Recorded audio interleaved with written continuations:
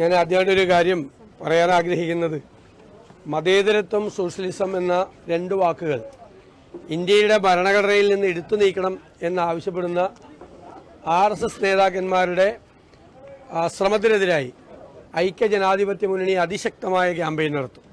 ഭരണഘടനയുടെ പവിത്രതയും അതിൻ്റെ മൂല്യവും നഷ്ടപ്പെടുത്താനും ഇന്ത്യയെ മറ്റൊരു മതാധിഷ്ഠിത രാഷ്ട്രമാക്കി മാറ്റാനുള്ള ഏത് ശ്രമത്തെയും ഞങ്ങൾ ചെറുത്തു തോൽപ്പിക്കും. ഒരു കാരണവശാൽ അത് സമ്മതിക്കില്ല.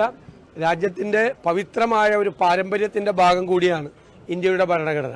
രാജ്യത്തിൻ്റെ ഒരുപാട് ആയിരക്കണക്കിന് വർഷങ്ങളുടെ പാരമ്പര്യത്തിൻ്റെ ദേശീയ പ്രസ്ഥാനത്തിൻ്റെ തുടർച്ചയുടെ എല്ലാം പ്രോഡക്റ്റാണ് ഇന്ത്യയുടെ ഭരണഘടന. ഇന്ത്യ പോലുള്ള വിവിധ മത വിഭാഗങ്ങൾ വ്യത്യസ്തമായി ജീവിക്കുന്ന ഒരു രാജ്യത്ത് അവരെ എല്ലാം കോർത്തിണക്കുന്ന ഒരു മതേതര ഭാവവും നമ്മുടെ ഇന്ത്യയുടെ ഭരണഘടനയ്ക്കുണ്ട്.